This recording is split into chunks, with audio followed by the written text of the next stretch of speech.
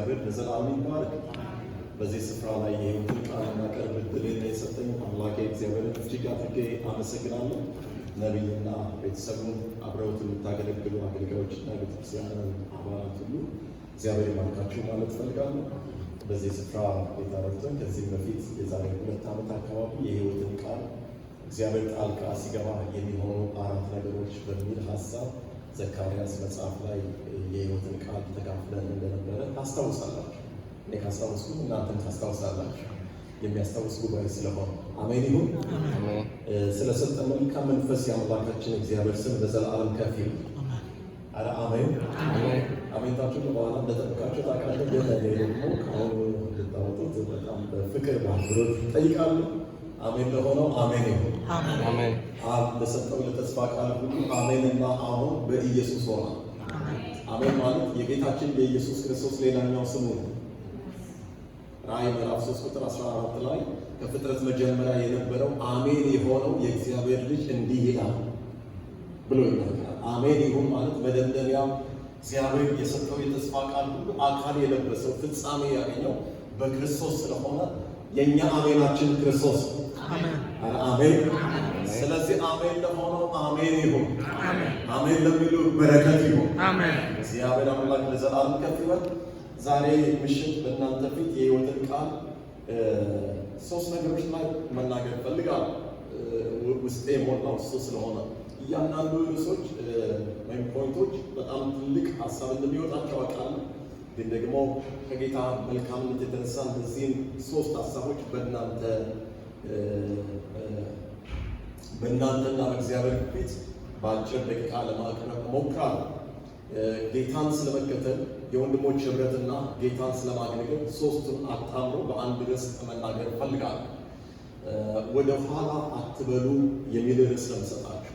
ይህንን ርዕስ 3ኛውን ነጥቤን ሳነሳ ቀጥታ የእግዚአብሔር ቃል የጠቀሰው ክፍል ላይ ወስጄ ርዕሱን አሳያችኋለሁ። ወደ ኋላ አትበሉ። ሲያብረን ልበሉ። እስኪ ወደ ራሳችን እናምጣውና እስኪ ደግማችሁ ወደ ኋላ አልልም።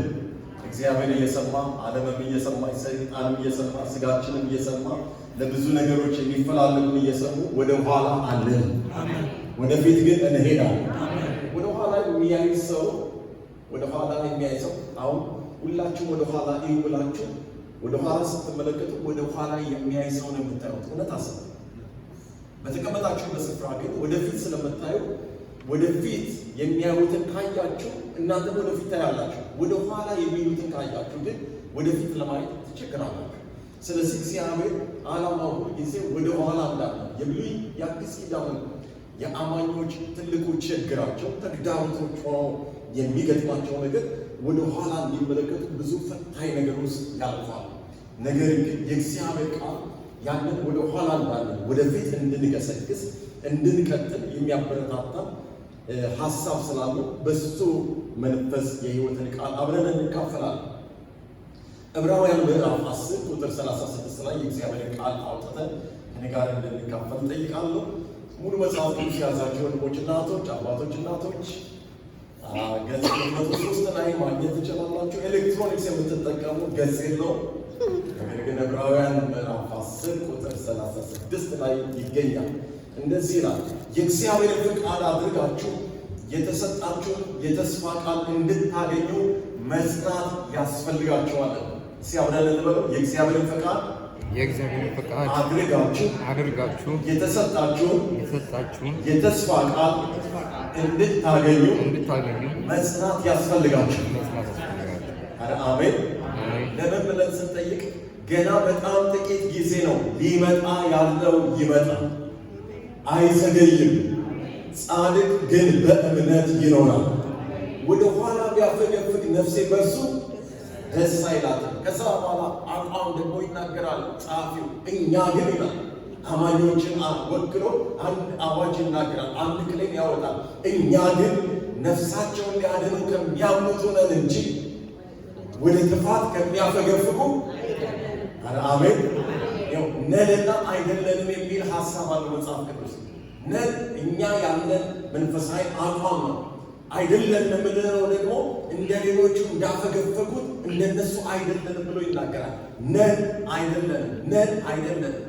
የእግዚአብሔርን ቃል እንደሚሸቃቀጡት እንደ ብዙዎች አይደለንም። በቅንነት ግን በእግዚአብሔር ፊት ደግሞ ተልከናል። ማንነታችን ይሄ ነው ብሎ ሁለተኛ ቆሮንቶስ ምዕራፍ 2 ላይ ጳውሎስ ይናገራል። አይደለንም ነን።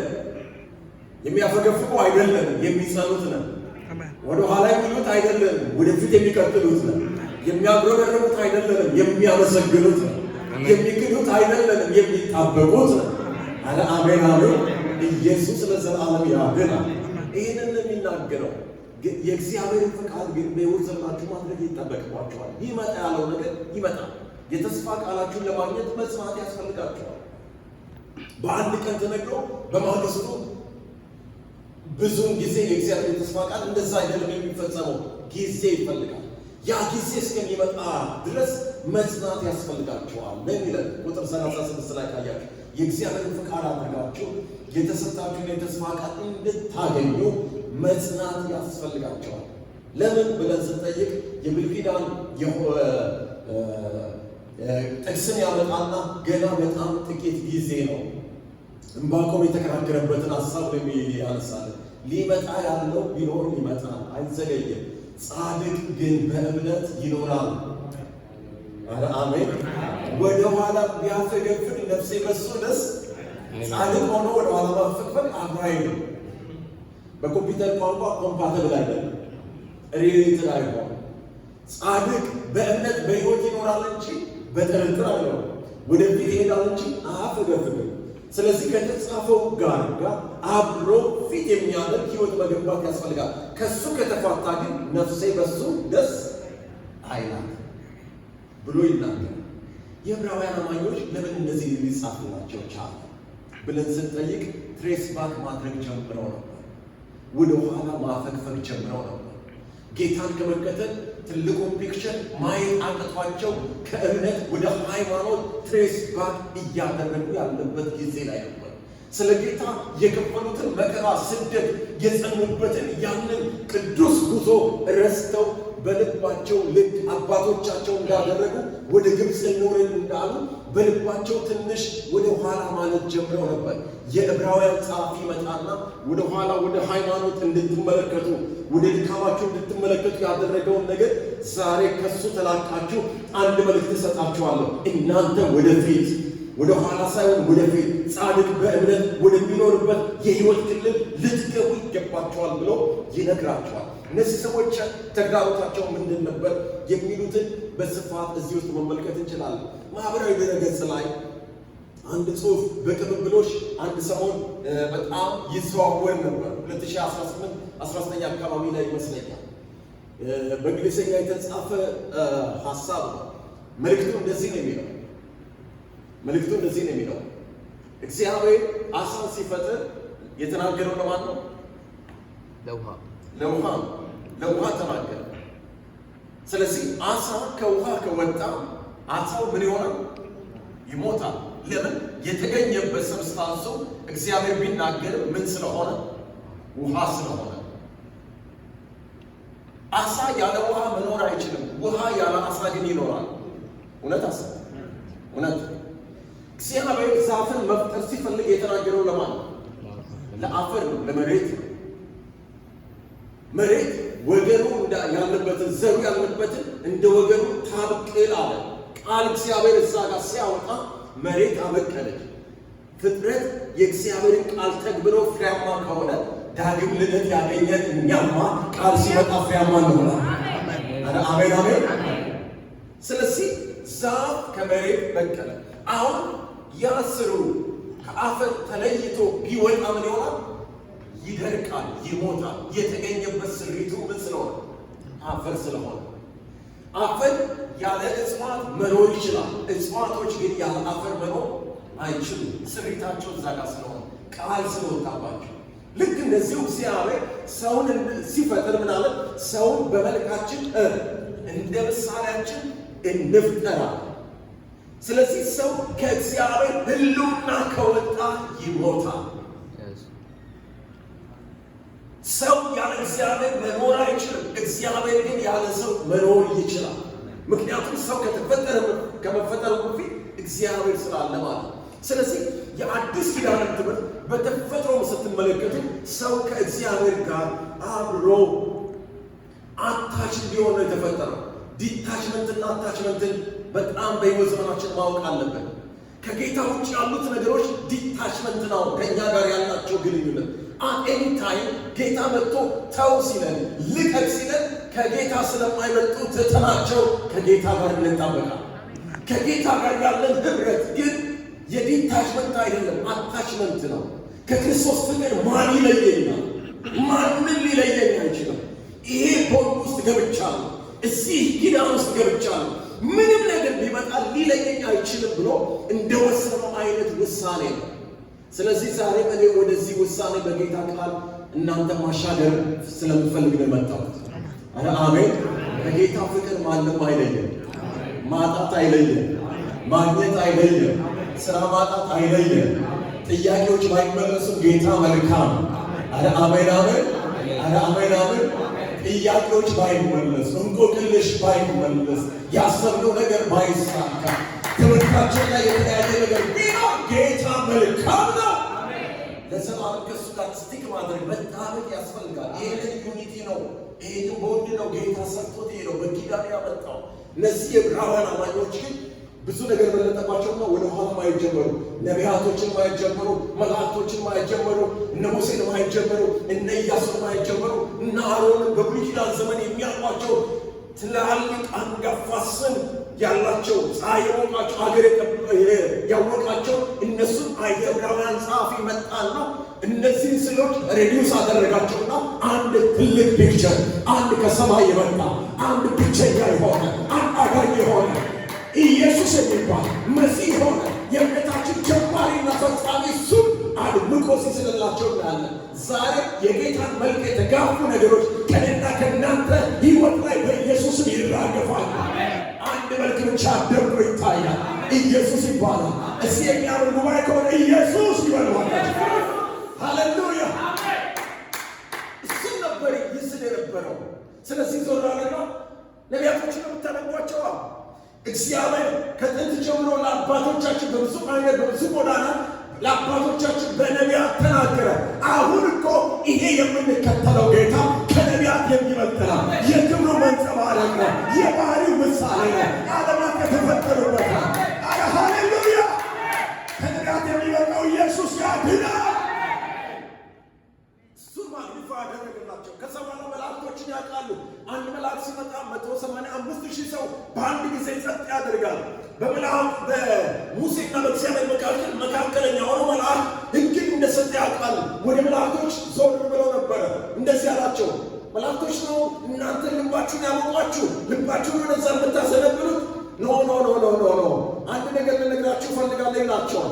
ከመላእክት ይልቅ እጅግ የሚበልጥን ስም በወረሰ መጠን እንዲሁ ከእነሱ አምስት ይበልጣል። ይሄ የተገለጠው መሲህ እኮ በኩሩን ወደ ዓለም ሲያገባ እነሱ መጥተው ይስገዱለት ተብሎ ተነግሮላቸዋል። እነሱ ይሰግዱለታል፣ እሱ ይሰገድለታል። እሱ ሕፃን ሆኖ እነሱ ግን ክብር ለእግዚአብሔር በአርያም በምድር ሰላም ለሰው ልጆች በጎ ፈቃድ ይሁን እያሉ ሕፃንነቱን ሳይሆን አምላክነቱን አይቶ ሰግደዋል። ከመላእክቶች የሚበልጥ ኢየሱስ ከእኛ ጋር አለ። ዛሬ ለሃይማኖት ሰዎች ቃል አለኝ።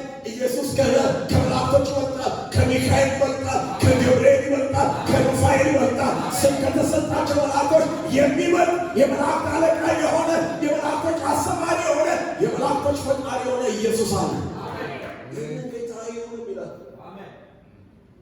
እሱን እያያችሁ ወደፊት መሄድ የምችሉት። አለበለዚያ ሌሎች ነገሮች ካያችሁ ጣልቃ ከገቡ ሕይወታችሁን አደጋ ላይ ጥሩታል። እነዚህ ሰዎች ሙሴ ሲጠቅሱ ነው ሙሴ እኮ በእግዚአብሔር ቤት ላይ እንደለው ነገር፣ ይሄ ግን እንደ ልጅ ነው። ያኛው አሻግሯል። አዎ የሕዝቡን ከግብፅ አውጥቷል፣ ማስገባት አልቻለም። ይሄኛው ግን ባህር አይደለም፣ ሞትን ከፍሎ ያሻገረው። ከሞት ወደ ሕይወት ተሻገራችሁ። ሞትን ከፍሎ ኃጢአትን ሽሎ ሰይጣንን ትጥቁን አስፈትቶ ያሻገረ ከሙሴ በላይ የሆነ ሃሌሉያ! ይሄ ጌታ አለ። ሲዋዩ ኢየሱስ ያድናል ይበልባል።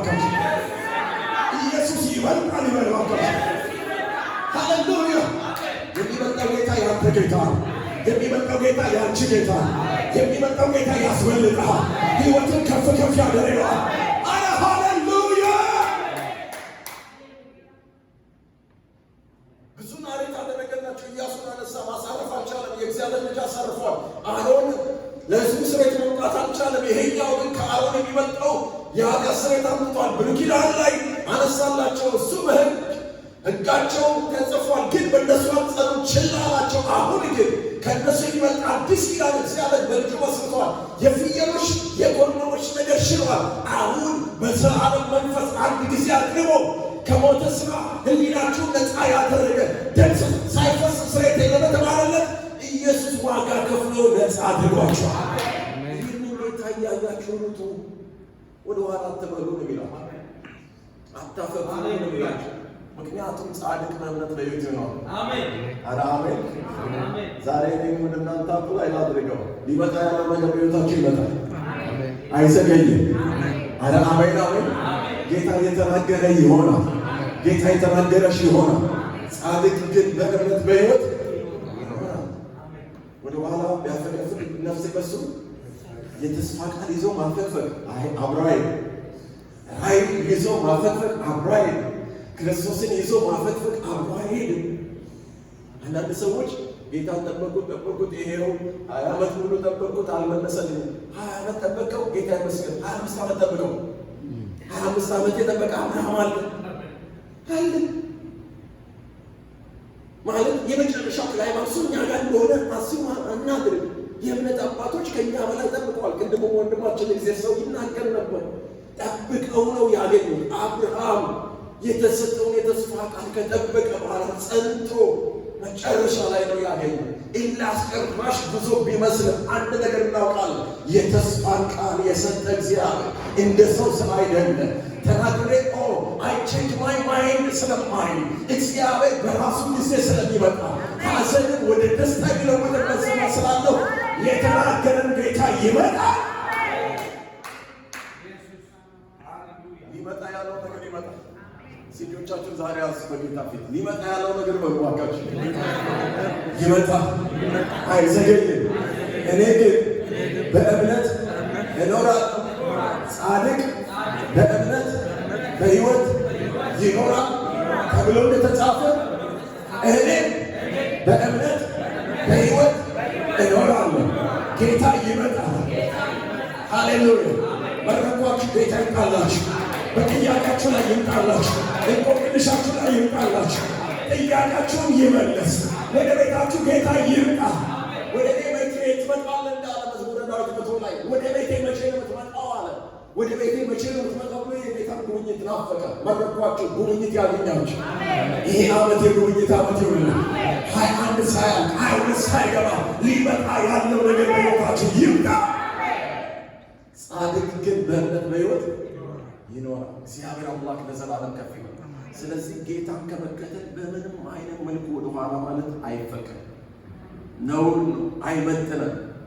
ጌታ መልካም አምላክ ጌታ አንዳንዶቻችን ማዕረግ ያየነው በጌታ አሜን፣ ሰው የሆኑ በጌታ ጌታ ባይደርስልን በሕይወት የመኖራችን ጉዳይ የብዙዎቻችን አደጋ ላይ ይወድቅ ነው። እንኳን ለዘላለም ሕይወት አይደለም ለምድር ሕይወታችን ወግ ያየ ነው፣ ማዕረግ ያየ ነው፣ መልካችሁ ከፍ ያለ ነው። አሜን አሜን። በጌታ በተጠራችሁ ጊዜ ሲተመልከቱ ብዙዎቻችሁ እኮ ከታወቀ ቤተሰብ አልተጠራችሁም ይላችኋል ቆሮንቶስ ላይ። ቀበሌ እንኳን የሚያውቃችሁ ሰዎች አልነበራችሁ። እንደ ባለማዕረግ እኮ የቀጠራችሁ ይሄ ጌታ ነው። ወንድሞቹ መጠራታችሁና መመረጣችሁን ተመልከቱ። እንደ ሰው ጥበበኞች የሆኑ ብዙዎች፣ ባለአባቶች የሆኑ ብዙዎች፣ ኃያላን የሆኑ ብዙዎች ሳይጠሩ ምናምንቴ የተባለ ቀበሌው ያልታወቀ ሰፈሩ ያልታወቀ እዚህ ግባ ያልተባለ ጌታ ጠራና ስሙን ቀበሌ ላይ ሳይሆን ካውንቲ ላይ ሳይሆን በእግዚአብሔር የሕይወት መጽሐፍ ነው። ከዚህ የሚበልጥ ምን ክብር አለ? ለወደደ ላዳነ ጌታ ክብር ካላችሁ ጭብጨባ ካላችሁ አንድ የምወደው አገልጋይ አለ ሐረር ከተማ ነው የሚኖረው። ይገርማል። የእግዚአብሔር ማዳን አለ። የእግዚአብሔር ማዳን አሜሪካ ላይ ቢመጣ ያደጉ ሀገሮች፣ የተማሩ ሀገሮች፣ የበለጸጉ ሀገሮች ብለን ልናስብ እንችላለን አለ። ከዛ አልፎ ኢሮፕ ላይ መምጣቱ ያስገርመናል አለ። ከኢሮፕም አልፎ ደግሞ አፍሪካ መምጣቱ ይገርመናል፣ የእግዚአብሔር ማዳን አለ። ከአፍሪካም ደግሞ ምስራቅ አፍሪካ ቀንድ ላይ ያለች በድህነት የታወቀች ኢትዮጵያ መምጣቱ ይሄ የእግዚአብሔር ማዳን ይገርመናል አለ። ከዛም ደግሞ መጥቶ ከዋናው ከተማ ከአዲስ አበባ 500 ኪሎ ሜትር መጥቶ ሐረር ላይ መድረሱ ይሄ መዳን ይገርመናል አለ። የእኛ ቤት እኮ ለማሸብሸብ እንደዚህ ጀምራ ስላልቻለች ድንጋይ ተጭኖ እዛው የቀረች፣ እዛ ቤት ግን የእግዚአብሔር ማዳን ሰተት ብሎ ገባ። ወደ ቤታችን የገባ የእግዚአብሔር ማዳን ለዘላለም ይባላል። ዛሬ ለዚህ ቤት ማዳን ሆኖለታል፣ መዳን ሆኖለታል አለ ያለው ኢየሱስ። ለዚህ ቤት መዳን ሆኖለታል። ሰዎች ለገፉት፣ ሰዎች አጭበርባሪ ላሉት፣ ለኃጢአተኞች ወደ ጻድቁ ጌታ ወደ ሕይወቱ ገባ። የወደደን ያዳነን ስማችንን በሕይወት መዝገብ ላይ ጻፈ። ለአባቱ መንግሥት ካህናት እንድንሆን ላደረገ ዛሬም በቤቱ ጸጋ ለሰጠን ለእግዚአብሔር ልጅ ለቤተ ክርስቲያን ራስ ለእረኞች አለቃ ለነገሥታት ንጉሥ መጽሐፉን ለወሰደ ማኅተሙን ለፈታ ለታረደ በደሙ ከነገድና ከቋንቋ ሕዝብን ሁሉ ለማቸው ለአምላኩ መንግሥት ለአባቱ ካህናት ያደረገ ለታረደ ክብር ይሁንለት፣ አምልኮ ይሁንለት፣ ስግደት ይሁንለት። ይገባዋል። መጽሐፋችንን የወሰደ ማኅተማችንን የፈታ ጨለማችንን ያበራ ኃጢአታችንን ይቅር ያለ ሃሌሉያ ሃሌሉያ ራስ ቤላ ቦራጋናስ ኢየሱስ ያድናል። አሜን አሜን። ወደስ ያለው አሜን ታውቃላችሁ። አሜን። ኢየሱስ ያድናል። አሜን። ጌታ ለዘላለም ይባረክ። ወገኖቼ መዳናችን ትልቅ ነገር ነው። ለዚህ ነው የዕብራውያን ጸሐፊ የሚላቸው ለዚህ መዳን በጣም ትልቅ ትልቅ ስፍራ ሊሰጡት ይገባል። ይህንን ታላቅ መዳን ችላ ብለን እንዴት እናመጣለን ነው የሚለው። ታላቅ መዳን ግሬት ሳልቬሽን ያገኘ ነው። ከዚህ የሚበልጥ ነገር የለም። ከምንነዳው መኪና ይበልጣል። ሞርጌጅን አጠናቀን ከምንኖርበት ቤት ይበልጣል። ካገኘነው ዲግሪ ዲፕሎማ ይበልጣል። ከተሰማራንበት ፕሮፌሽን ይበልጣል። የምድር ስበት የማይዘው ከላይ ሆነ። ከላይ የመጣ ከሁሉ በላይ ነው ተብሎ እንደተጻፈ ከላይ የመጣ ከሁሉ በላይ ስለሆነ ሃሌሉያ። መቃብራችንን የከፈተ ጨለማችንን ያበራ ኃጢአታችንን ይገኛል። በሞቱ ቦታችንን የሻረ ይሄ የእግዚአብሔር ልጅ ኢየሱስ ያድናል።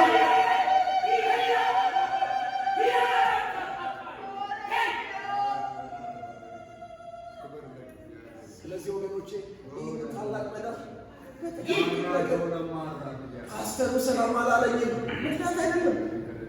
ስንቅ መሪዎች አልደወሉልኝም እና ጌታ ተውኝ ምክንያት አይደለም።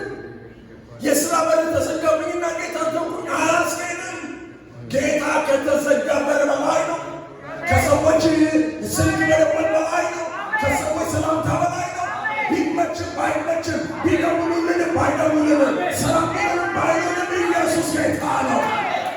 መሰረት ላይ ነው መቆም ያለብን። ምድራዊ አናድርገው፣ ክርስትና ምድራዊ አናድርገው፣ ቀበሌያዊ አናድርገው፣ አካባቢያዊ አናድርገው። አናውርደው ከባድ ምክንያት ይሰጣል። አልቻልኩም ማለት አቅም እንድናገኝ ይረዳናል። አልቻልኩም ለሚሉ ሰዎች ጌታ ጸጋን ይሰጣል። ወደ ጸጋው ዙፋን በመከቀረብ አልቻልኩም ግን ምክንያት በሚደረደሩ ሰዎች ነው። ምክንያታችንን የሻረ የመለኮት ምክንያት አለ። ይሄ ምክንያት ግዙፍ ነው። ይሄ ምክንያት ሰማያዊ ነው። ይሄ ምክንያት ሕይወታዊ ነው፣ መንፈሳዊ ነው። ስለዚህ ይህንን የክርስቶስን ስል ማንም እንዳይበለጽባችሁ ኢየሱስ ይወደናል። ወንድማችን እንዳለ ጌታ ይወደናል። የወደደንን ጌታ እንወደዋል። ስለዚህ ወደ ኋላ አትበሉ። ጌታን ከመከተል ወደ ኋላ በፍጹም በፍጹም። መልካም ነገር በሕይወታችን ያደረገ እንዴት እሱን እንተዋለን? ጌታ አምላክ ለዘላለም ከፍ ይበል። ያለውን ሰዓት ለመጠቀም ወደ ሁለተኛው ልለፍ። እግዚአብሔር አምላክ ለዘላለም ከፍ ይበል። የወንድሞችን ኅብረት አትተው። ኅብረት ታላቅ ተግዳሮት ውስጥ የወደቀበት ዘመን ይህ ዘመን በኮቪድ አማካኝነት ኅብረት አደጋ ላይ ወድቋል። ዛሬ መልካም አማኞች ሞል ውስጥ ሄደው ሾፒንግ ሲያደርጉ ሰው ያለበት ቦታ ላይ ነው ሾፒንግ የሚያደርጉት። ቸርች ካለው ሶሻል ጋዘሪንግ በላይ ትልቅ ጋዘሪንግ ያለው እዛ። በፕሌን ስንሄድ ቻርተር አውሮፕላን ወይም ፕራይቬት ጀት የለንም። ከሌላው ጋር አብረን ነው ፍላይ የምናደርገው። ኤርፖርት ውስጥ ስንገባ አይ ባቡሩ ለኔ ሲንግል ብቻ ይጣልልም፣ ከሰዎች ጋር ነው አብረን ሙቭ የምናደርገው። ባስ የምንጠቀም ከሆነ ከሰዎች ጋር ነው። ዋይኖት ከሰዎች ጋር ያንን ሁሉ ኢንተራክሽን አድርገን ቸርች ላይ ለምንድን ነው ከሰዎች ጋር መቀመጥ ያቃተው? ለምንድን ነው ለህብረት ኮንሰርን ማድረግ ትውልድ ያቃተው? ለምንድን ነው ፍራቻ ውስጥ የገባው? ለምንድን ነው ስጋት ውስጥ የገባው? ቁጭ ብሎ እቤቱ በሚዲያ ብቻ እንዲከታተል ለምንድን ነው የሆነው? ህብረትን ጠላት ለመምታት ከዚህ ጀርባ ያለው አሰራር አለ። ዛሬ በኢየሱስም ቃል እናወጣበታለን። ይሄ አሰራር ከምድሪቷ ላይ በኢየሱስም የተገለበጠ ይሁን። ሰዎችን እንፋንላለን፣ እግራቸውን እንፈታለን። ወደ እግዚአብሔር ቤት እንዲህ ባልን ጊዜ ደስታ ላይ ተብሎ እንደተጻፈ ይሄ ደስታ እንዲያገኛቸው በኢየሱስ እንጸልያለን። ህብረት ፈተና ላይ ወድቆ ለዚህ ነው የዕብራውያን ጸሐፊ የዚሁ ምዕራፍ 10 ቁጥር 23 ላይ እንደዚህ ይላል፣ የተስፋን ቃል የሰጠው የታመነ ነውና እንዳይነቃነቅ የተስፋችንን ምስክርነት እንጠብቅ። ለፍቅርና ለመልካም ሥራ እንድንነቃቃ እርስ በርሳችን እንተያይ። በአንዳንዶች ዘንድ ልማድ እንደሆነው መሰብሰባችንን አንተው፣ አንዳንዶች እንደተዉት እናንተ አትተዉት የሚለው አዲሱ መደበኛ ትርጉም። እርስ በርሳችንን እንመካከር እንጂ ይልቁንም ቀኑ ሲቀርብ እያያችሁ አምልጣችሁ አድርጉት። ወገኖቼ አሁን እኔ ባለኝ መንፈሳዊ አቋም ላይ በዚህ ጌታ ገባኝ፣ መንፈሳዊ ነገር ተረዳው፣ ጸጋ ተቀበልኩ ባለው በምለው ስታንደርድ ላይ ህብረት አያስፈልገኝም ብዬ 3 ዓመት ለብቻዬ ቤቴን ዘግቼ ከ3 ዓመት በኋላ ብወጣ ጨምሬ አልወጣም፣ ቀንሼ ነው የምወጣው። ለምን? ከመሪው ውጭ ነኝ። ወንድሞች በህብረት ቢቀመጡ እነሆ መልካም ነው፣ እነሆ ያማረ ነው። ምን አስባል እግዚአብሔር እዛ በረከትና ህይወትን አስቷል። አሁን ህብረትን አልፈልግም ስል ምንን አልፈልግም እያልኩ ነው? በረከትን አልፈልግም እያልኩ ነው። ምንን አልፈልግም እያልኩ ነው? ህይወትን አልፈልግም እያልኩ ነው። ምንን አልፈልግም እያልኩ ነው? ፍቅርን አልፈልግም። ለመልካም ስራ መተናነጽን፣ መመካከልን አልፈልግም እያልኩኝ ነው። እግዚአብሔር ካዘጋጀው ቃል ይልቅ በራሴ እሳቤ ለመኖር እየወደድኩ ነው። ስለዚህ ሪስኩን ጌታ ስለማይወስድ ብቻዬን እሆናለሁ። ብቻውን የሆነ ሰው ደግሞ ለብዙ ነገር ይጋለጣል። ህብረት ላይ ስመጣ ግን አንዱ ደግሞ ቢሆን ሌላውን ይደግፈው። የጻድቅ ሰው ጸሎት በስራው እጅግ ኃይልን ታደርጋል። አንዳንድ ጊዜ ቃል ብቻ መጥቶልን አይደለም። አንዳንድ ጊዜ ምንም ያልተሰማ መስሎ ወጥተን ስንል ቅዱሳን እንኳን ሰላም ሲሉን የሆነ ነገር ኢምፓርት አድርገን ተካፍለን እንሄዳለን። እስከዚህ ድረስ ነው የቅዱሳን ህብረት ውስጥ እግዚአብሔር ያዘጋጀው የርስት ባለጠግነት። መረቋችሁ ህብረትን መውደድ ይሁንላችሁ፣ ወደ ህብረት መፍጠን ይሁንላችሁ። ህብረት ላይ አብሮ ለማደግ አብሮ ወደ እግዚአብሔር ሙላትን ለመቅረብ የሚናፍቅ የሚተጋ የሚማልቅ ልብ በኢየሱስም ይብዛላችሁ። እሱ ወሳኝ ነገር። ስለዚህ ሐዋርያው ሁለተኛው የሚለው ነገር ምንድን ነው? ወደ ኋላ አትበሉ ከሚለው ከወንድሞች ህብረት ወደ ኋላ አትበሉ። አንዳንዶች ትተውታል። ህብረት እንደዚህ ስናደርግ ሁሉ ነገር ስሙዝ በስሙዝ ነው፣ አልጋ በአልጋ ነው እያልኳቸው አይደለም። ራሱን የቻለ ቻሌንጂንግ ቢኖረውም ግን በረከት አለ። ቻሌንጂንግ ቢኖረውም ህይወት አለ። ከቻሌንጂንግ በላይ ህይወትን፣ በረከትን እግዚአብሔር ያዘዘበትን ነገር እሱ ማሰብ ጥሩ ነው። ከአንዳንድ ሰዎች ጋር ህብረት ለማድረግ ሊከብዳችሁ ይችላል። ግን ያ ሰው ሊለወጥ ይችላል። ያቺ ሴት ልትለወጥ ይችላል። እኔ ውስጥ ባለው በእግዚአብሔር መልካምነት ወንድሜን ገንዘብ፣ እህቴን ገንዘብ ማድረግ ይጠበቅብኛል የሚል ልብ መገንባት ያስፈልጋል። ይህንን ስናደርግ የህብረት ሰሪዎች እንሆናል። የተሰራ ህብረት ላይ መግባትና የምንፈልገውን ነገር ማግኘት ቀላል ነው። ነገር ግን ያልተሰራ ህብረት ውስጥ ገብቶ ሰራተኛ መሆን እሱ ሌላ ጉዳይ። እሱን እግዚአብሔር ይፈልጋል። አንተ ውስጥ ያለው ነገር ያየውን ክፍተት እንድትሞላ እግዚአብሔር አሳየ እንጂ ክፍተቱን አይተህ እንድትሸሽ እግዚአብሔር እድል እየሰጠ አይደለም። ቸርች ውስጥ የምናያቸው ክፍተቶች እንደ ባለአእምሮ እንደ መንፈሳዊ ሰው እግዚአብሔር ሲያሳየን እግዚአብሔር ያሳየኝ ይህንን ክፍተት እንድሞላው ነው። የእግዚአብሔር ጸጋ በቂ ነው።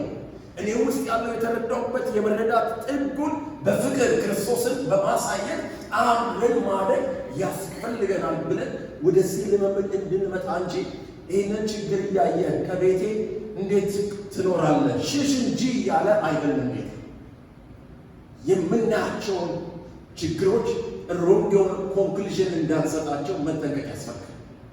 የምናያቸውን ችግሮች ዲፋይን የምናደርገው እንደ መለኮት ነው። ህልም እንደሰችው ነው የሚባለው ኢትዮጵያ ቀርቷል።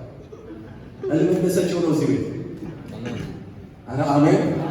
ህልምህን ማማንትን አይደለም የምትፈታለን። ህልምህን ህልሜ የሰጠ ጌታ ይፈታል። ህልም እንደሰችው እንጂ እንደፈችው አይደለም። ህልምን የሚሰጥ እሱ የሚፈታ እሱ ነው። ስለዚህ የመለኮትን ነገር በሰው ሰውኛ ቋንቋ ዲፋይን አይደረግም። ህብረትን በፌስቡክ ዲፋይን አናደርገው። ህብረትን ኢንስታግራም ዲፋይን አደርግልን፣ ዩቱብ ዲፋይን አደርግልን። ህብረትን ዲፋይን የሚያደርግልን መለኮት ነው። አጋፔ የተባለው ፍቅር። ስለዚህ በዚህ ህብረት ውስጥ እግዚአብሔር በረከትና ህይወትን ስላዘዘ እሱ በረከትና ህይወት በህይወታችሁ እንዳይበዛ የተለያየ አይነት ምክንያቶች፣ ችግሮች፣ ክፍተቶች እያሳየ ወደ ኋላ እንድታፈገፍጉ ለማድረግ ጠላት ቢሞክርም እናንተ ግን ልባዎች ስለሆናችሁ አልፋችሁ መሄድ ከህብረት ወደ ኋላ አለንም። አንዳንዶች ትተው ሊሆን ይችላል፣ እኔ ግን ወደ ኋላ አለንም የሚል አቋም መገንባት ያስፈልጋል። አሜን ይሁን። ባልቲሞሮች አሜን ይሁን። የተወደዳችሁ ቅዱሳን ወንድሞቼና እህቶቼ አሜን ይሁን። ወደ ህብረት ከህብረት ወደ ኋላ አንልም። ሁለተኛው ሐሳብ ይሄ። ሶስተኛው ሐሳብ ሮሜ ምዕራፍ 12 ቁጥር 11 ላይ ወሰዳችሁና በሱ ነው የምንጨርሰው። ሮሜ 12 11 የመጀመሪያው ፖይንት ምንድን ነበር ያነሳሁት? ወደ ኋላ የማንለው ከምንድን ነው? ጌታ ከመከተል። ሁለተኛው ወደ ኋላ የማንለው ከወንድሞች ህብረት። ከወንድሞች ሲባል እህቶች የላችሁ ማለት አይደለም። እዛ ውስጥ አላችሁ፣ የተወደዳችሁ እህቶች እዛ ውስጥ አላችሁ። መጽሐፍ ቅዱስ ወንድሞች በሚለው ማዕቀፍ ውስጥ ስላለን አንተንም ማስወጣት እንዴት ይቻላል? አብረን ወንድሞችም እህቶችም በጌታ ወንድም ሴትም አብረው እኩል ህብረት እንዳለው በዛ ታሳቢ ለወንድሞች ነው በቃ ይቅር ብላችሁ ደግሞ እሷ ኤግዚቷን ዘግዋት። ምንም መውጫ የለም። ሁላችንም የጌታ ወንድና ሴት ልጆች ነው፣ ወንድማማቾች ነው። በነገራችን ላይ ጌታ እኔ ከፈወሰኝ በህይወቴ በጣም ከትልቅ ነገር ዴሊቨር ያደረገኝ ይሄ የወንድማማች ህብረት የሚለው ነገር። አባትና እናቴ በእርጅናቸው ዘመን የወለዱ አንድ ልጅ ነኝ። ወደ ጌታ ከመምጣቴ በፊት ዓለም ብዙ አላውቃትም። በሃይማኖት ቤት ውስጥ ነው እየቀደስኩ ያሳለፍኩት። ለእኔ ትልቁ ሰፈር የማደርግበት ነገር ዓለማዊ ምኞት ሌሎቹ የሚቸገሩበት ሳይሆን የብቸኝነት ጉዳይ ነው። የሃይማኖተኝነት መንፈሱ እንደተጠበቀው ነው። የብቸኝነት ጉዳይ በጣም ለእኔ ትልቅ ከባድ ነው። በዓል ላይ ከክፍለ ሀገርም ከውጭ ሀገርም ወንድማቸው ሲመጣ እህታቸው ሲመጣ ጉድ ሲሉ ሽርምትን ሲሉ እኔ የምጠብቀው ወንድም የለኝ፣ የምጠብቃት እህት የለች። በዛ ላይ ደግሞ ሴት ዓመቱ ይሰብከኛል፣ የምትወደው አባት በዚህ ዓመት ይሞታል ይለኛል። አለመኖሩ ብቻ ሳይሆን ያለውንም ደግሞ ሊያሳጣኝ እንደሆነ ያ በምሰበክበት ጊዜ ለእኔ የአዲስ ዓመት ጊዜ የእንባ ጊዜ ነው፣ የሐዘን ጊዜ ነው። በጣም ኃይለኛ የሆነ የብቸኝነት ተግዳሮት ይሞግተኝ ነው። ወደ ጌታ ስመጣ ይህንን ቀንበር የብቸኝነትን ቀንበር የሰበረልኝ ማቴዎስ 12 ላይ ያለው ጌታ እናትና ወንድሞች ይፈልጓል ሲል እናቴ ማለት ወንድሞችስ እነማን ናቸው? እነዚህ እኮ የእግዚአብሔር ቃል ሰምተው የሚጠብቁት እሷ እህቴ፣ ወንድሜ፣ እናቴ፣ አባቴ ነው ብሎ ተናገረ። ይሄ ቃል ፈወሰኝ። ልክ አጋንንት የያዘው ሰው ዴሊቨር እንደሚሆን ከብቸኝነት ይሄ ቃል ፈወሰኝ። ዛሬ ቃሉ ያድናል። አረ አሜን አሜን። ብቸኝነት የሚሰማችሁ ሰዎች ያላችሁ እኔ ያዳነ ጌታ የእናንተም ጌታ። አሁን ይሄ እሱ እኮ ትንሽ ሰይጣን በዛ በቃ ምንም ሊያገኘኝ አይችልም። ምክንያቱም አንተ የኔ ወንድም ነህ፣ አንቺ የኔ እህት ነሽ። እግዚአብሔር አምላክ ለዘላለም ከፍ ይበል። የአንድ አባት ልጆች ያደረገ የማንታወቀውን ያስተዋወቀ አንድ መንግስት እንድንካፈል፣ አንድ መንፈስ እንድንጠጣ፣ አንዱን ጌታ እንድንጠራ፣ አንዱን ወንጌል እንድናገለግል የጠራን የዘላለም አምላክ እግዚአብሔር ይባላል። ከዛ በኋላ ደግሞ ጌታ የራሴን ፋሚሊ ሰጠ። ዛሬ ሴፕቴምበር 18ኛ ዓመቱ ነው ልጅ። ጌታ ደግሞ ስለረዳኝ በእናንተና በጌታ ፊት ስለ ቤተሰቤ ጌታን አመሰግናለሁ። እና ምን ልላችሁ ፈልጌ ህብረት ውስጥ እንደዚህ አይነት ከብቸኝነት የምንወጣበት የመለኮት ፍቅርን አጋፔ የምንካፈልበት የእግዚአብሔር ማዕድ የምንቋደስበት ህብረትን በሰውኛ ዲፋይን አታደርጉ። ለህብረት ሲል ነው አይ ዊል ቢልድ ማይ ቸርች ነው ያለው ጌታ ኢየሱስ። የመጣበት ዓላማ ቤተ ክርስቲያንን ይሰራሉ ነው ያለው። አይደንቲቲውን ከጠየቀ በኋላ ሰዎች የሰው ልጅ ማን እንደሆነ ይሉታል ብሎ ከጠየቀ በኋላ ከአይደንቲቲ ማንነት በላይ ከዛ ሪፍሬሽን ቀጥሎ ጌታ ልብ ውስጥ ያለው ሚሽን ነው የተናገረው። አይ ዊል ቢልድ ማይ ቸርች ቤተ ክርስቲያንን ይሰራ የገሃነም ደጆች አይችሉም። ማንነት የተገለጠው ለካ ለተልእኮ ማንነትና ተልእኮ የማይፋቱ የአንድ ሳንቲም ሁለት ገጽታዎች ናቸው። ኢየሱስ ማንነቱ ሲገለጥ እሱ ደግሞ ተልእኮን ይገልጣል። መጽሐፍ ቅዱስን ሄዳችሁ አሉ። እግዚአብሔር በረጅምና ከፍ ባለ ዙፋን ላይ ተቀምጦ አየሁት። የልብሱ ዘርፍ መቅደስ ሞልቶ ነበር። አንዱ ለአንዱ ቅዱስ ቅዱስ ቅዱስ የሠራዊት ጌታ እግዚአብሔር ምድር ከክብሩ ተሞልታለች እያለ ይጮህ ነበር። ከጮኻው ድምፅ የተነሳ መድረኩ ተናወጠ ብሎ የእግዚአብሔር ክብር አለ። የሚቀጥለው ሰዋት እግዚአብሔር ለምንድን ነው ክብሩን የገለጠው? ለሚሽን ነው። ማን ሄደልና ማንን ስለካለዋል? አያችሁ፣ ክብር ሲገለጥ ማንነት ሲገለጥ ሚሽን አለ። ማንነቱን ያወቁ ሰዎች ይላካሉ። የተቀደሱ ሰዎች ይላካሉ። የተነኩ ሰዎች ይላካሉ። ያዩ ሰዎች ለማሳየት ይላካሉ። መረኳችሁ። ኢሳይያስ እንዳየ በክብሩ እንደተመለከተ የእግዚአብሔር ክብር በፊታችሁ ይገለጥ። እግዚአብሔር ሰማያታችሁን ይክፈተው። ህልማችሁ ላይ ጣልቃ ይግባ። የሚያምን አንድ ሰው ካለ አሜን። እግዚአብሔር አምላክ ለዘላለም ከፍ ይበል። ወደ ሶስተኛው ልለፍ። ሁለት ነገሮችን እንደማትረሱልኝ ተስፋ አደርጋለሁ። ሶስተኛውን እንጨምር። ሮሜ ምዕራፍ 12 ቁጥር 11 ላይ በመንፈስ የምትቃጠሉ ሁኑ፣ ለጌታ ተገዙ ይላል። አዲሱ መደበኛ ትርጉም እንዳነብ ይፈቀድልኝ። የበለጠ መሪ ቃሌን እዛ ውስጥ ማግኘት ይቻላል። ጌታን ለማገልገል በመንፈስ የጋላችሁ ሁኑ እንጂ ከዚህ ትጋት ወደ ኋላ አትበሉ። አዲሱ መደበኛ ትርጉም እንደዚህ ነው የሚለው፣ ጌታን ለማገልገል በመንፈስ የጋላችሁ ሁኑ እንጂ ከዚህ ትጋት፣ ከዚህ ግለት፣ ከዚህ ከመንፈስ መቀጣት፣ ከዚህ ኢኒሺዬሽን፣ ከዚህ ሞቲቬሽን፣ ከዚህ ውስጣዊ ሆነ በጎ ቅናት ከጸጋ ጋር ከጥሪ ጋር ከታጀበ ልምምድ ወደ ኋላ አትበሉ። መጽሐፍ ቅዱሱ ስለሚናገር ነው ወደ ኋላ አትበሉ የሚለውን መሪ ቃል ርዕስ አድርጌ ወሰድኩት። ጌታን ለማገልገል እንድናስታውሰው አብረን ጌታን ለማገልገል በመንፈስ የጋላችሁ ሁኑ እንጂ ከዚህ ትጋት ወደ ኋላ አትበሉ። ኧረ አሜን፣ ኧረ አሜን። መረቋችሁ፣ ግለታችሁ ይጨምር። አንዳንድ ሰው ግለቱ በርዷል። ትናንትና ለጌታ ይንተከተክ ነበር። በእግዚአብሔር መንፈስ ይነድ ይቃጠል የነበረው ጸሎት የሚለው ህብረት የሚለው ቃል ንባብ የሚለው ማገልገል የሚለው ነገር የቀዘቀዘበታል። እሱ ካለ ዛሬ በኢየሱስ ስም ይቀጣታል።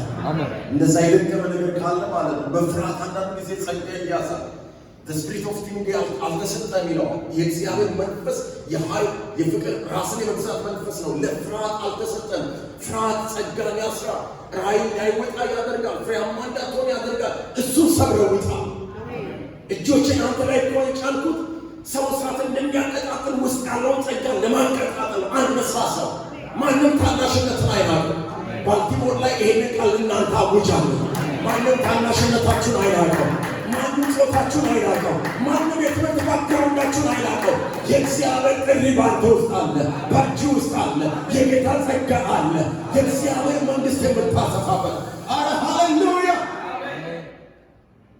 ስለዚህ ጌታን ለማገልገል በመንፈስ የጋላችሁ ሁኑ እንጂ ከዚህ ትጋት ወደ ኋላ አትበሉ። ትሬስ ባክ አናደርግም። ከትጋት ወደ ሌላ ነገር በፍጹም አንመለስም። አረ አሜን። እግሬያችሁ ከሆነ አላውቅም። ወደ አመራዊ ስለሚመጣ ይሄንን ሀሳብ እናገር።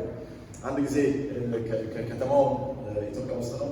ከተማው ለጊዜው ላቆየውና አገልጋዮችንም ለጊዜ ላቆያቸው ፐርሰናል ቤሲስ ስለሆነ ከዛ ውስጥ ሌሰኑ ስለሆነ የሚያስፈልገን የፐርሰናል ጉዳይ ሳይሆን ሌሰኑ ብንወስድ ጥሩ ነው ብዬ አምናለሁ።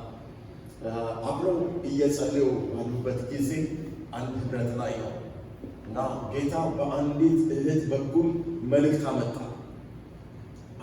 ለአንደኛው ወንጌላዊ እና መልእክት ተናገረችው። የጌታ መንፈስ የሚያሳየኝ ራእይ አለ። ረጅም መንገድ ልምላሜ ያለበት የመጨረሻውን ነገር ለማየት አይን እስከማይችል ድረስ ሩቅ የሆነ ምድርን በራእይ ጌታ ያሳየኛል። አንተ ወንጌላዊ የሰራዊት ጌታ እግዚአብሔር እንደዚህ ይልሃል አለችው። ሩቅ ወደ ሆነ ምድር እልክሃለሁ። የማታውቀውን ሕዝብ በወንጌል ትጠራለህ። እኔ ከአንተ ጋር እሆናለሁ። መንግሥቴን በአንተ አሰፋለሁ፣ ክብሬን እገልጣለሁ ብሎ ጌታ በዛች እህት በኩል ሲናገር መቼም እኛ ያለን ልምምድ ደስ ይላል። ለአንዱ በተነገረለት ሁላችንም አሜን እንላለን፣ ደስ እንሰኛለን። ልሳናችን ሁሉ ይቀጣጠላል። አሜንታው እልልታው ያንጓይ በዛ ነገር ደመቀ። ጌታን አመሰገነው። ተናጋሪው እግዚአብሔር ከፍ ይበል ብለው ጌታን ባለ ከዛ በኋላ መጸለይ ጀመሩ። ያ መልእክት የመጣለት ወንድም ደስ እየተሰኘ መቼም መልእክት ሲመጣለት የሚያዝን ሰው ይሆን። መልእክት ውስጥ ራሱ የቻለ ኢምፓክት አለው፣ ደስታ አለው፣ ተስፋ አለው። እዛ ውስጥ የሆነ የምትቀበሉት ኃይልም አለ፣ ስልጣንም አለ፣ ጸጋም አለ፣ ተስፋም ጭምራል እና በዛ መንፈስ እየጸለየ ያለ ከዛ በኋላ አሁንም ለዛች እህት ለሌላ ወንጌላዊ መልእክት ጌታ አሳያትና መናገር ጀመረች። አንተ ወንጌላዊ አለችው። ሁለተኛው ወንጌላዊ ማለት ነው። የሰራዊት ጌታ እግዚአብሔር እዚሁ አካባቢ ነው የምፈልግህ፣ ደግሞም ስለ ስሜ በጣም ብዙ መከራ ያጋጥመሃል ብላ ነገረች። ላስመረጣችሁ ዛሬ የሰው መልእክት የትኛው ይሻላችሁ? መቼም የመጀመሪያው እንደምትሉ ታወቀ ነገር። ከዛ ሲወጡ ያው አገልጋዮች መንደር ያሉ መንፈሳዊ ቀልዶች አሉ፣ ጨዋታዎች አሉ። ሻይ አብሮ እየጠጡ ይገርማል አለ። ሁለተኛው መልእክት ይመጣል። ይገርማል ጌታ አንዱን ሽው አንዱን ግብ ለአንዳንዱ ሽው የሚል መልእክት ነገር ለአንዳንዱ ደግሞ ቻሌንጅ የበዛበት ግን ምናልባት ሰዎች እንዴት እንዴት ካልሰሰቡ ጌታ እንደሱ አለ ምን አልተነገረልኝም ብላችሁ ያኮረፋችሁ እዚህም ባልቲሞር ካላችሁ የእናንተ መልእክት ግቡ ሆኖባችሁ ቢሆን ግድ የለም። ከእናንተ ጋር የሚሰራ እግዚአብሔር በጸጋው ያሻግራችሁ። ስለዚህ አገልግሎት ብዙ ቻሌንጂንግ አለው ልላችሁ፣ አልጋ ባልጋ የለም። ተግዳሮት ነፃ የሆነ የአገልግሎት ቀጠና የለም። ይህንን እኮ የሚላቸው ለሮሜ አማኞች ነው። ሮሜ አማኞች ደግሞ አገልግሎት በመንፈስ ጋር የሚላቸው እኮ ኔሮ ቄሳር አምላክ ነው፣ ለሱ ካልሆነ በስተቀር ኢየሱስ ጌታ ነው የሚል ሰይፍ ተዘጋጅቶ በሚቀላበት ቦታ ላይ እንኳን አገልጋይ ምዕመን ሆኖ ለመኖር በጣም አስቸጋሪና ከባድ ነው። በዛ መካከል ነው ግለታችሁ አይቀንስ፣ ሰይፍ አያስፈራችሁ። ከኔሮ በላይ የጠራችሁ ጌታ የላካችሁ ጌታ ይበልጣልና ግለታችሁ ይቀጥል፣ ይንቀሳቀስ፣ ወደ ኋላ አትፍሩ፣ አታፍሩ ይላቸዋል። ዛሬም የተወደዳችሁ ወገኖቼ ሆይ አገልጋዮች በተለያየ ነገር ቻሌንጅ ውስጥ ሲከቱ ጎመን በጤና አገልግሎት ይቅርብኝ ብላችሁ አገልግሎት ያቆማችሁ ሰዎች ካላችሁ ዛሬ በጌታ ቃል መልእክት አለ። ከአንተ ጋር ለአገልግሎት ኪዳን የገባው እግዚአብሔር የኮንትራት አይደለም። የተወሰነ ጊዜ መተላለፊያ መሸጋገሪያ ለማድረግ አይደለም። እግዚአብሔር በአንተ የጀመረውን እስከ ክርስቶስ ኢየሱስ ቀን ድረስ በአንቺ የጀመረውን እስከ ክርስቶስ ኢየሱስ ቀን ድረስ ሊያስቀጥለው። ሌላ ቦታ ላይ አገልግሎት ጀምራችሁ ኢትዮጵያ ውስጥ ትቀጣጠሉ የነበሩ ታገለግሉ የነበራችሁ እዚህ መጣችሁ ምንም በሕይወታችሁ እንዳልሆነ ራሳችሁን ደብቃችሁ ያላችሁ ዛሬ በጌታ በኢየሱስም ሳኦልን ከቆርቆሮ ቤት የገለጠና ወደ ንግስና ወደ መንግስት ያስገባ ያ የእግዚአብሔር መንፈስ ያገኛቸዋል። እግዚአብሔርን ማገልገል ክብር ነው። ክብር ነው። እግዚአብሔር ማገልገል መታደል። ይሁዳ ታድሎ ነበር አይደል ያለው ጴጥሮስ። ለዚህ አገልግሎት ተቆጥሮ ነበር፣ ታድሎ ነበር። ግን ወደ ራሱ መንገድ ሄደ። እድል ነው ጌታ ማገልገል፣ ክብር ነው ጌታ ማገልገል። ስለዚህ ወገኖቼ ጌታን አገልግሉ። ይሄ ጌታ ዝቅ ብሎ ካገለገለ እግራችንን ሳይቀር መጥቶ ካጠበ ፍቅሩን እስከዚህ ድረስ ካሳየን አንተን አናገለግል ማለት በጣም ትልቅ በደል ነው። ወደ ሕይወታችን ጣልቃ ገብቶ ጸጋ ሰጥቶ መቅረዛችንን ያዳፈነን ወንድሞችና እህቶች ብትኖሩ ዛሬ ጌታ እንደዚህ ነው የሚለን፣ ጌታን ለማገልገል በመንፈስ የጋላችሁ ከዚህ ትጋት ወደ ኋላ አትበሉ። ኧረ አሜን። ዛሬ ጸልያለሁ በጌታ በኢየሱስም የትጋት መንፈስ ያገኛችሁ። አሜን። ስትመለከቱ ከእንደገና ሰማያትን የሚያስከፍት ቶሎ ተነስተነስ የሚለውን የሚያስለቻችሁን ያአታካችሁን ጌታ ዛሬ ይመጣዋል። ቀጥል፣ ጸልዩ፣ ወደ ሀልዎቱ ግባ፣ ወደ ድምፁ ግባ፣ ከጌታ ጋር ንብረትን ማድረግ ቀጥል። አሁን የሚለቀቅ ክብር አለ፣ የሚመጣ መንፈስ አለ የሚል ያ የትጋት መንፈስ ዛሬ ምሽት በጌታ በኢየሱስ በሕይወታችሁ ላይ ይገባል። ይሄ መንፈስ ይገጠማል። እከልኩ እንዳገለግል እንደዚህ ነው። እሱን ተዉትና ኢንተርኔሲ የሚባለው ውስጣዊ እናንተን የሚያነሳሳችሁ የጌታ ጥሪ ነው፣ የጌታ ጸጋ ይሁን። እሱ ይሁን። ሽሩሩ አላሉኝ እንደዚህ አላሉኝ። ኖ ይሄ ሰማይ ቤትን ምክንያት ሊሆን አይችልም። ጸጋ ሰጥቼ እንዴት ሽሩሩ ትጠይቂያለሽ ነው የሚለው። ጸጋን የሰጠው ጌታ ነው። አንተ መክሊታቸው እንደቀበሉ ሰዎች ለምን ትሆናለህ? 2 ተቀብለው እንዳተረፉት 5 ተቀብለው እንዳተረፉት ነው መከተል ያለብህ። ምክንያት መደርደር ሰማይ ቤት ምንም ነገር ሪዘናብል አይደለም፣ ተቀባይነት የለውም። ሪዝናውት ማድረግ አንችልም። ስለዚህ ወገኖቼ ዛሬ ተነስቶ ማገልገል ይሆንላችሁ። ኧረ አሜን አሜን። ቻሌንጂንግ በዝቶባችሁ፣ የሰው የምላስ ጅራፍ በዝቶባችሁ፣ አገልግሎታችሁ ሀሳብ በዝቶባችሁ ያቆማችሁ ሰዎች ዛሬ በጌታ በኢየሱስም ትቢያን አራግፎ መነሳት፣ ከጨለማ አልፎ መውጣት፣ የያዛችሁ ትብታብ መፍታት፣ እግዚአብሔር ወዳየላችሁ አንድ እርምጃ መራመድ ይሆንልኛል የሚል አንድ ሰው ካለ አሜን ይበል። አይታችሁት የማታውቁት ደግሞ ክብር ከእንደገና በፊታችሁ ጌታ ያደርግ። ኧረ አሜን አሜን። አገልግሎታችሁ ላይ ተለማምዳችሁ የማታውቁ እናንተ ስትወስኑ፣ እናንተ ስትተጉ፣ እናንተ ከመንፈስ ዓለም ከመንፈስ ቅዱስ ጋር ኮኔክት ስታደርጉ ድካማችሁ ላይ ጸጋ የሚለቅ የእግዚአብሔር ኃይል ብርቱ ነው። ይሄ አምላክ ይሰራል ዛሬ። ኧረ አሜን አሜን። እግዚአብሔር በእኛ ይሰራል የሚል አንድ ሰው ካለ አሜን ይበል። አንዳንድ ሰዎች እንደዚህ ይቆጥራሉ። እግዚአብሔር በእነከሌ ብቻ የሚሰራው ብለው ራሳቸውን ሪዘርቭ ያደርጋሉ። አርሲ ነገሌ የምትባል በጣም የመወዳት ከተማ ነች። የመወዳቸው ወገኖች አሉ። ቸርች ፕላንቴሽን በ90ዎቹ ከነሱ ጋር በጌታ ጸጋ ሄደን እዛ ከነሱ ጋር አሳልፍ ነበር። ዛሬ ታላላቅ የእግዚአብሔር ሰዎች ከዛ ምድር ላይ ወጥተዋል። በወቅቱ የአክሊላዊ ስልጠና ለመስጠት ፈለግኩኝና እንደው ሞቲቬት እንዲያደርጋቸው ሌላውን ዓለም ያለው ነገር እንዲመለከቱ የእግዚአብሔር መንግስት የሚሰሩ አገልጋዮችን ደግሞ አይተው እነሱ ውስጥ ያለውን ጸጋ ሞቲቬት እንዲሆኑ በሚል ሀሳብ የዛን ሰዓት ላፕቶፕ አልነበረም፣ የዛን ሰዓት ሞባይል አልነበረም፣ የዛን ሰዓት አሁን እንደሚባሉ ቴክኖሎጂዎች ብዙ ስላልነበሩ VHS የሚባል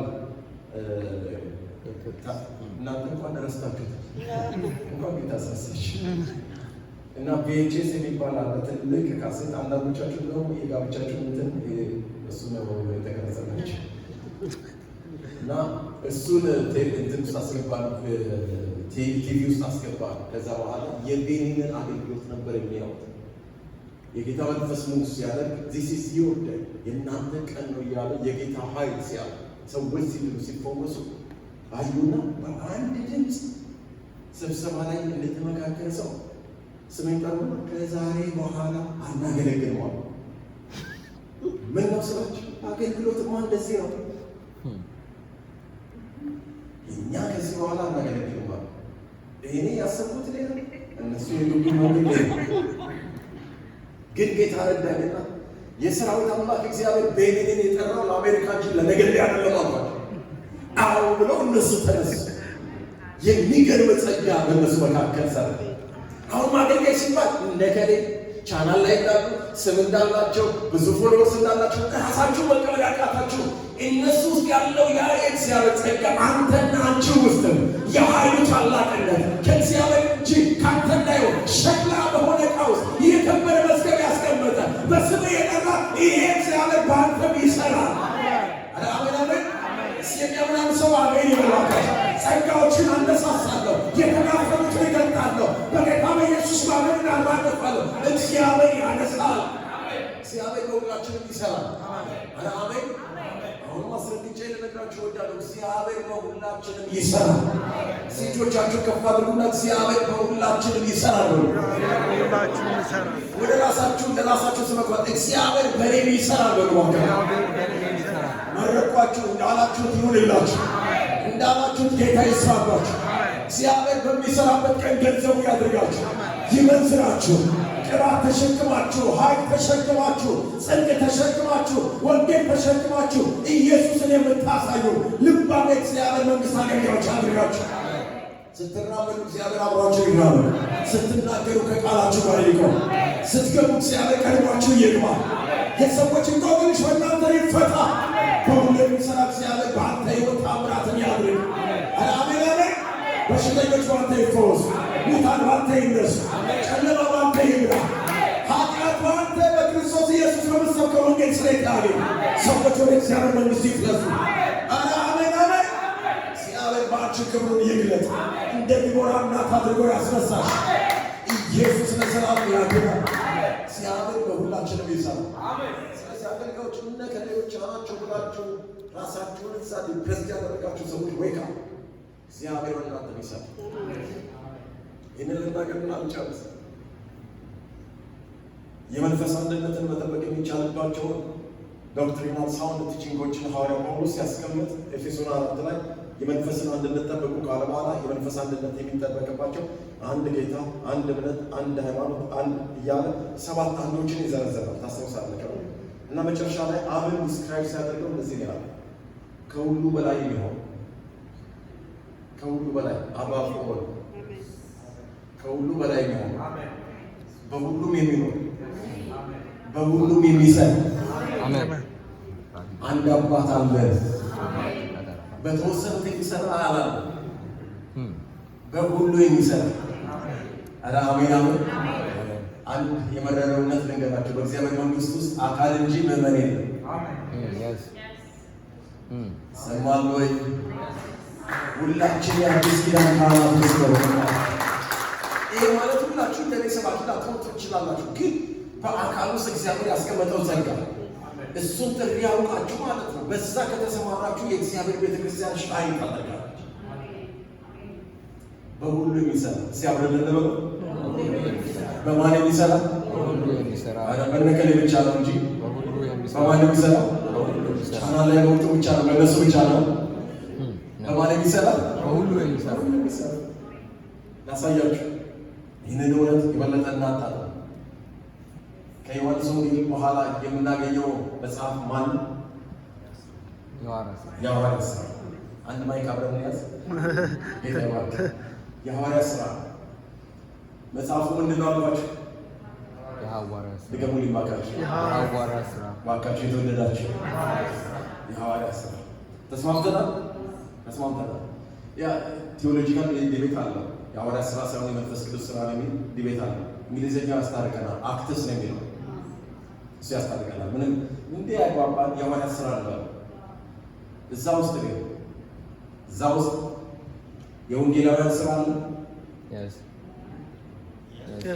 ፊልጶስ ይታያቸዋል። እስጢፋኖስ ይታያቸዋል። መጽሐፉ ምንድን ነው? ግን የማን ሥራ ነው? የወንጌላውያን ሥራ። ዲያቆናቶች ይታያቸዋል። የሉም? የሐዋርያት ሥራ 6 ላይ አሉ አይደል? የዲያቆናት ሥራ አይደለም? የሐዋርያት ሥራ መጽሐፍ ነው። የሐዋርያት ሥራ ነው አይደል? ምን ነው ዝም አላችሁ? እኔ ከኢትዮጵያ ይዤ የመጣሁት መጽሐፍ ቅዱስ ብቻ ነው። የአሜሪካ ውስጥ ስለማይናገር የሐዋርያት ሥራ መጽሐፍ ነው። የሐዋርያት ሥራ ምዕራፍ 15 ላይ ሽማግሌዎች ይታያቸዋል። አፖሎጄቲክስ ሲሰሩ ሳውንድ ቲቺንግ ያስጠበቁ መዳን በክርስቶስ ብቻ በእምነት ብቻ በጸጋው ብቻ እንደሆነ መገረዝና ሕግ ሳይጨመርበት እኛና መንፈስ ቅዱስ ወስነናል ብለው ያንን ክሪድ ያደረጉ ሽማግሌዎች ይታያቸዋል። የሐዋርያት ሥራ ውስጥ የማን ሥራ አለ? አረመልሱልኝ እንዴት ማይተናነቀር ሽማግሌዎች እንኳን እዚህ ይዛማሉ። 24 ሽማግሌዎች ይዛማሉ። አንዳንድ ጊዜ በሽማግሌዎች ሀሳብ ውስጥ የገቡ ሰዎች ይላሉ እባክህ እንኳን እዚህ ይዛም ሽማግሌዎች አሉ ይባላል። እነዛ ሽማግሌዎች ግን በጣም የተለዩ ናቸው፣ ዩኒክ ናቸው፣ ጸጋ የሚያከብሩ ናቸው። እዚህ ያሉ የተዋደቁ ሽማግሌዎች ስላሉ ስለ እነሱ ጌታ ይመስገን። እኔ ጋር ናቸው ይሰማል ወይ? ዝምታውን ጸጥታ ባልቲሞር ላይ መጣ። ሌላ ትምህርት አይደለም፣ እውነት ነው። የሐዋርያት ሥራ ነው ያነሳው። ጳውሎስ ላይ እጁን የጫነው ሰው ታይትል አለ ኢየሱስ የተባረከ እንደ ሕጉ በጸሎት የተጋ አንድ አናንያ የሚባል ሰው ታይትል የለውም፣ ሐዋርያ አይደለም፣ ነቢይ አይደለም፣ የተቀባ የተጠራ የሚል ስያሜ የለውም። ግን ራእይ ግን ትውልድን ሁሉ ለክርስቶስ ለማድረግ የሚችል ስፔሻሊ ደግሞ ግሩፕ ታርጌቱን አሕዛብን አድሬስ የሚያደርግ ጌታ የሚጠቀምበት እስኮፑ ለአይሁድ፣ ለአሕዛብ፣ ለነገሥታቶች መድረስ የሚችለው ላይ እጁን ጭኖ ቀብቶ የሚያስነሳ አንድ ታይትል የሌለው። ኧረ አሜን አሜን። እኛ ላይ ታይትል እንዋደቃለን፣ ጌታ በጸጋው ነው የሚሰራው ማለት ነው። ኧረ አሜን አሜን። ጸጋ ከታይትል ይበልጣል። የጌታ ምሪት ሲሰጥ በጥሪ ውስጥ ፋንክሽን ካደረገው ከተለማመደው በላይ ኤክሴል የሚያደርግ የእግዚአብሔር ምሪት አለ። ዛሬ ልመርቃችሁ፣ ሐናንያን በሌሊት መጥቶ ራእይ የሰጠ እግዚአብሔር ቤታችሁን ያንኳኳል። ለትውልድ የሚሆን መልእክትን ጌታ ይስጣችሁ። በእናንተ እጅ ትውልድ ይቀባ። ሐዋርያት በእናንተ እጅ ይነሱ። ነቢያት በእናንተ እጅ ይወለዱ። ወንጌል ሰባኪዎች፣ እረኞችና አስተማሪዎች፣ መዘምራን፣ አለቆች፣ ዲያቆናት በእናንተ ላይ እግዚአብሔር ቀብቶ ያስነሳል። አሜን አሜን። እጁን በጫነ ጊዜ ከዓይኑ ላይ ቅርፊት ወደቀ ይላል። ዋው! ግን የምን ሰው? የጸሎት ሰው። የሐዋርያት ሥራ ነው፣ ይቅርብኝ አላለም። የሐዋርያት ሥራ ቢሆንም የጸሎት አገልጋዮችም ሥራ ነው። የሐዋርያት ሥራ ብቻ ሳይሆን የቤተሰብም ሥራ ነው። ጵርስቅላና አቂላ አጵሎስን ቁጭ አድርገው ትክክለኛ መንገድ ያሳዩት ቤታቸው ገብተው ቸርች ላይ ሲያገለግል ይቃጠል ነበር። የዮሐንስን ጥምቀት ይዞ ይቃጠላል። አረ መቃጠል ካለብንማ የኢየሱስ ክርስቶስ ጥምቀት አለ፣ የሕይወት ጉዳይ አለ። ከዛ በኋላ ይመጣል ብለው ሸይጣን አደረጉት። ቅርጻ ሲያዙት ቤታቸው ወስደው የሐዋርያት ሥራ ነው፣ የቤተሰብም ሥራ ነው፣ የጵርስቅላና የአቂላም ሥራ ነው። አሁን እኛ ነገሬ እንላለን። ራስን አንተ ውስጥ ያለውን ጸጋ አትግደለው፣ አትግደዩ። በአንተ ውስጥ የሚሰራ ወገኖች፣ ጸጋችሁን በተጠቀማችሁት ቁጥር ነው የበለጠ ሻይ እያደረገ የሚመጣው። 500 ስብከት ሰጥቶኝ ጌታ ወደ አገልግሎት አልጠራኝም። 1 ስብከት ሰጠኝ፣ እሷን ስሰብክ ሌላ ጨመረ። ስትለቅ ይጨመረላል። አለበለዚያ ዲፖዚት ሆኖ አንተ ምንድነህ ዌርሃውስ ናንዴ ዝም ብለህ ዲፖዚት አድርገህ የምታስቀር እንደዛ የሚባል ነገር የለም። ትቀበላለህ፣ ትሰጣለህ፣ ስትለቅ ይጨመራል፣ ስትለቅ ይጨመራል። ዛሬ በመልቀቅና በመጨመር መካከል እዛ ድልድይ ውስጥ ጌታ ያስገባችሁ። ኢየሱስ እንደዚህ ነው፣ አባቴ ይሰራል፣ እኔም እሰራለሁ። ገና ትደነቁ ዘንድ ከዚህ የሚመጥን ስራ ያሳየዋል። ሰንበት ነው ሰው አይሰራም ብለው እነሱ ሲገድሙ፣ መለኮት እኮ ሰንበት የሚባል ነገር አያውቅም። እዛ ሰንበት የለም እየሰራ ነው። ወርኪንግ ዴይ ነው፣ ኦፍ ዴይ አይደለም ማለት ጌታ። ስለዚህ አባቴ ይሰራል፣ እኔም እሰራለሁ እና አሳየኝ፣ ስራ ላይ ሆኖ አሳየኝ። እኔም ወርኪንግ ዴይ ቀጠልኩበት፣ ኦፍ ዴይ አልሆነም ማለት ገና ትደነቁ ዘንድ ከዚህ የሚመጣ ያሳየዋል። ያሳየውን ይለቃል፣ ያሳየውን ይለቃል፣ የተቀበለውን ይለቃል። አገልግሎት ማለት ይሄ ነው። ትቀበላለህ፣ ትሰጣለህ፣ ትቀበላለህ፣ ትሰጣለህ፣ ታድጋለህ። ይሄ ሁሉ ካልመጣ እኔም በዚህ አይነት ክብር ካላስነሳኝ አላገለግልም፣ አይሆንም።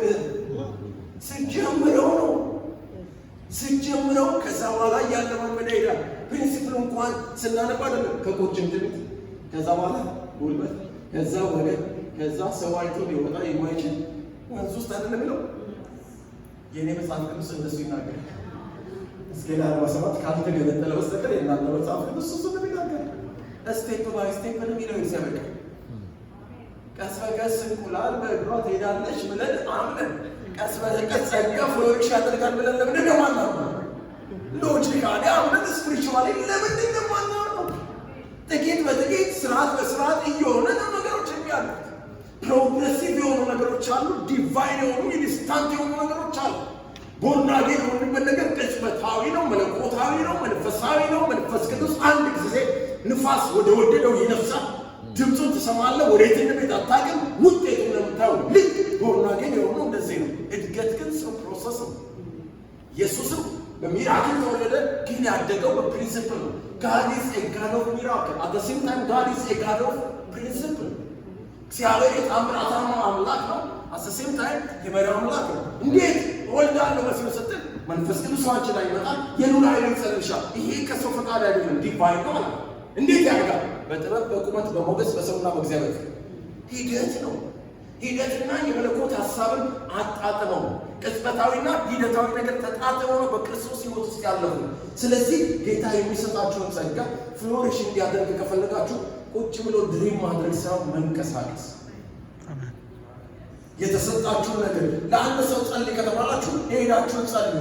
ስትጸልዩ ታማኝነታችሁ ያል የሚቀጥለው ጊዜ ደግሞ ስትጸልዩ መልእክትን እዛ ውስጥ ጌታ ይጨምራል።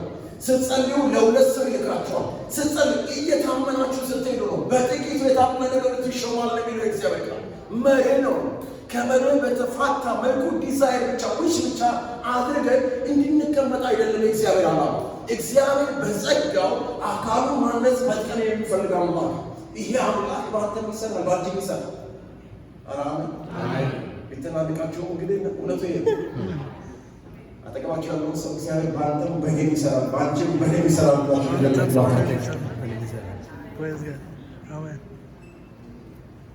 እኔ ምን ነው እግዚአብሔር በእናንተ አይሰራም በእኔ ብቻ ነው የሚሰራው ብዬ አልተመለስኩም እኮ። ምንድን ነው ዝም የምትሉ? እግዚአብሔር በእነከሌ ብቻ አይደለም፣ በእኔ ብቻ አይደለም፣ በእናንተም ይሰራል ያልኩ። ይህ ደግሞ ከእግዚአብሔር ቃል ነው ያነሳው። የሐዋርያት ሥራን እንደማትረሱት ከዚህ በኋላ ተስፋ አደርጋለሁ። እውነት አለ።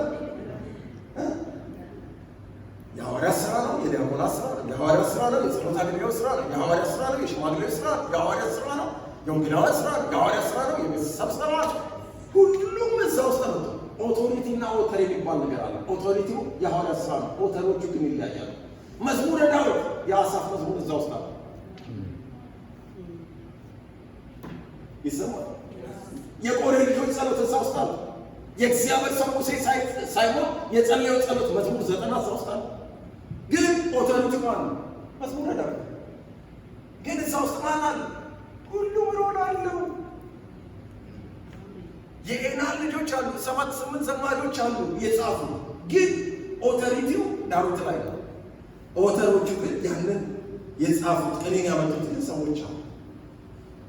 ወገኖቼ ልክ እንደዚሁ ማለት ነው። እግዚአብሔር በሰጣችሁ ራእይ ውስጥ በእያንዳንዳችሁ ውስጥ ልክ ይሄ ሰውነት የየራሱ አካል እንዳለው ማለት ነው። ሁሉም ፕሮፐርሊ ፋንክሽን ሲያደርግ አካል እንደሚንቀሳቀስ እንደዛ እንደሚንቀሳቀስ ይፈልጋል። አሁን ትልቁ ችግር አንደኛው ይሄ ራስን አለመቀበል ነው። ሁለተኛው ደግሞ እኔ እበልጣለሁ፣ ከአንተ ይልቅ የእኔ ጸጋ ይበልጣል፣ አርፈህ ተቀመጥ፣ አርፈሽ ተቀመጪ። ባልቲሙ ስለሌለ ጌታ ይመስል ካለም ደግሞ ፈትሸው። የሐዋርያት ትልቁ ችግራቸው ምንድን ነበር? ጌታ በነበረበት ጊዜ ከሁላችን የሚበልጥ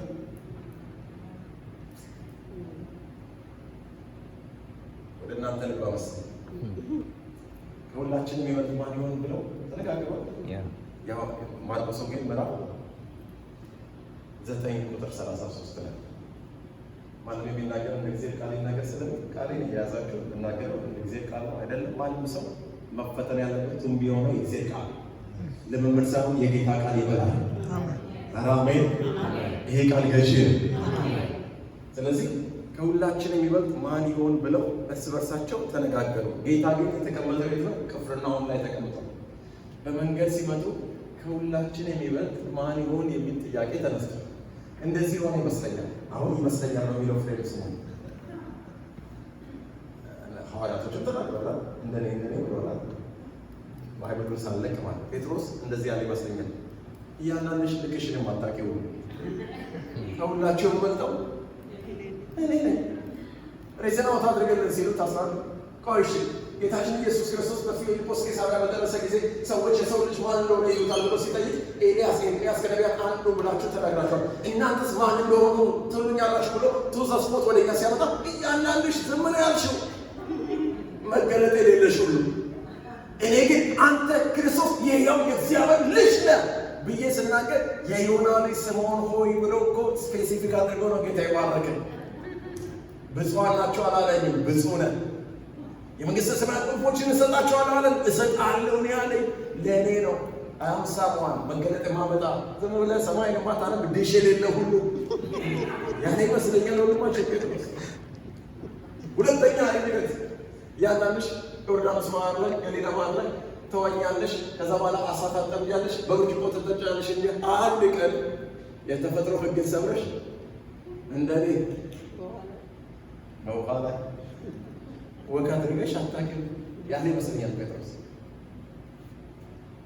ጌታ ኢየሱስ ምትሃት ነው ብላችሁ ስትፈሩ እኔ ነኝ ባለ ጊዜ አንተ እኮ ወደ አንተ እንድመጣ እዘዘኝ ሲል ብዬ ስነግረው እሱ ቃል ሲያወጣ ያንን ቃል አመንኩና ክሌም አድርጌ መራመድ ጀመርኩኝ። ይነስም ይብዛም በውሃ ላይ ወጥ ስላደረግኩኝ ያናንሽ እግሽን አውጪ እኔ ከተፈጥሮ ልሆን በላይ የሆነ ነገር ስላለ ያራም ሳሙዋን አለ ወንድማችን ጴጥሮስ። እንድርያስ ተነሳና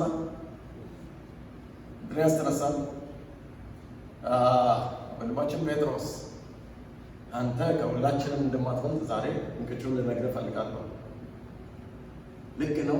ፊልጶስ ቄሳርያ ላይ የጌታ መንፈስ በአንተ ላይ መጥቶ አንተ ክርስቶስ የሕያው እግዚአብሔር ልጅ ነህ ብለህ በተናገርክበት በዛው ቅጽበት አይሆንብህ፣ አይድረስብህ፣ እሞታለሁ ብሎ ሲናገር አይሆንብህ፣ አይድረስብህ፣ ሁልጊዜ አዋቂ መስለህ ስትታይ ሂድ አንተ ሰይጣን ተብለህ የተገሰስከው ያችን ፌዴሪቲን የት ነው የምትረሳት ብሎ ፋይሉ መዘዝ አደረገለት።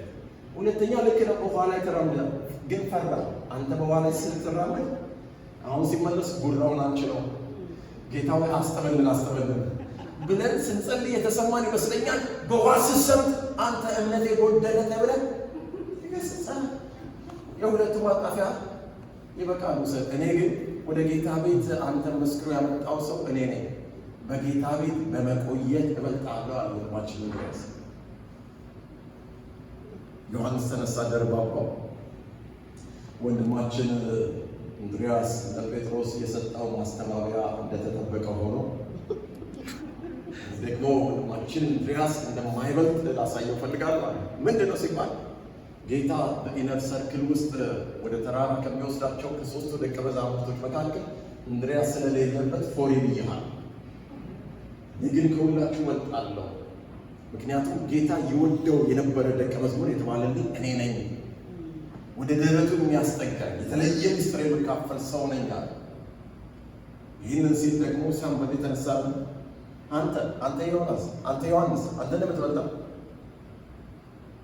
አንተ ሲያቀጥል እናትን በምልጃ በኩል የምትበላ አንዳችን በቀኝ አንዳችን በግራ መቀመጥን ስጠን የምትል የቤተሰብ አድማ ቤት ለቤት የምትሄድ አንተ እንደምትበልጠው እሳት ከሰማይ ይውረድ ብለህ ስትናገር አንተ ምን አይነት መንፈስ እንደሆነና አታውቅም ብለህ የተገሰጽ አንተ እንደምትበልጠው ብሎ ማለት ነው።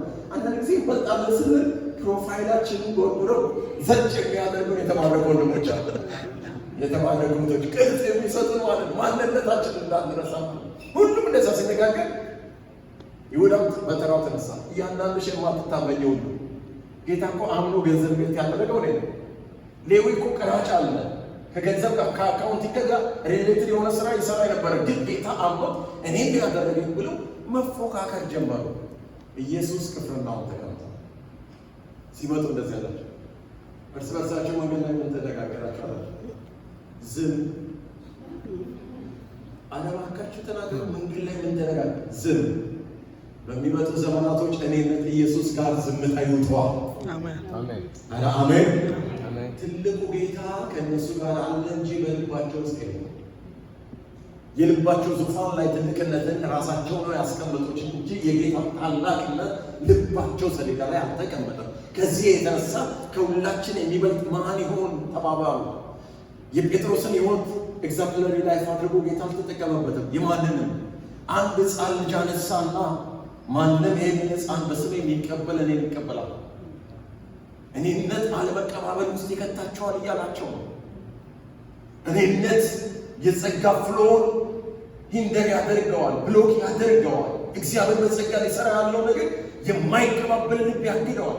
አናውቀውም እሷን አናውቃትም እሷን የሚል ልብ ካለ ጸጋ አይዝም፣ እድገት አይመጣም። መቀባበል ሲኖር ግን እግዚአብሔር ወንድም አስነሳለን፣ እህት አስነሳለን ስንል የእግዚአብሔር ጸጋ ፍሎ ማድረግ ይጀምራል። አሜን። ባልቲሞር ላይ የጸጋ ፍሎ የሚያደርግበት ዘመን ይሆንላችሁ።